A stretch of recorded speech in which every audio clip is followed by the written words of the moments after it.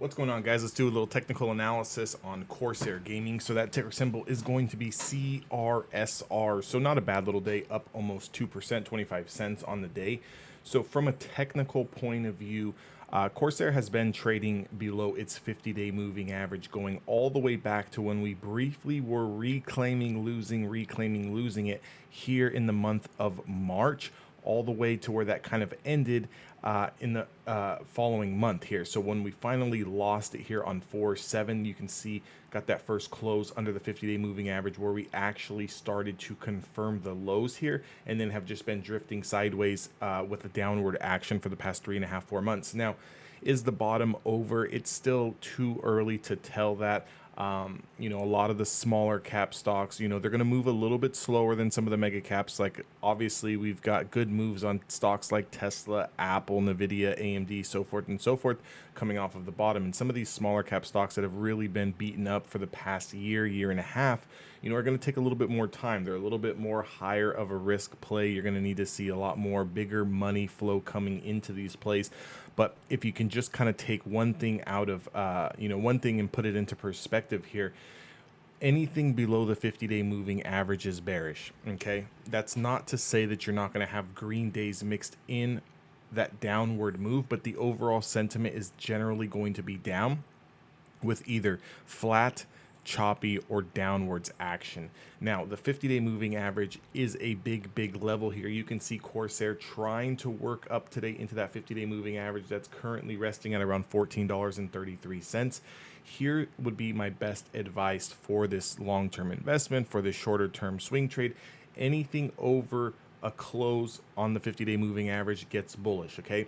From $14.33, we have an initial push to $14.77, and then from there around $15.50.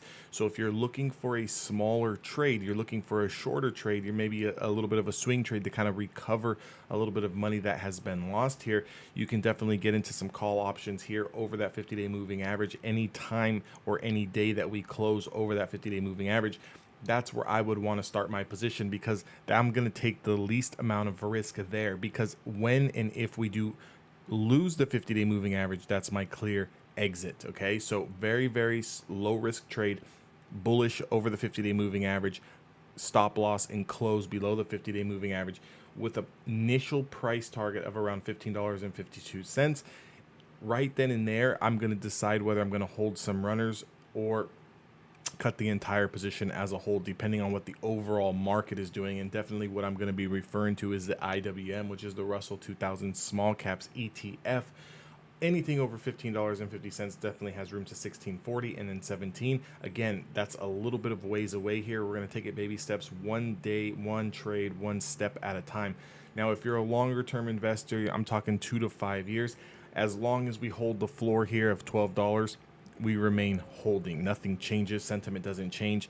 Dollar cost average in, obviously close to that area, depending on what your position size is and your average dollar cost area here. If you can get it a little bit lower, I would definitely recommend that before it goes on the major run. So for example, if you're sitting somewhere at around $18, $19 average cost, I would try to lighten that load a little bit by getting that average down just a little bit.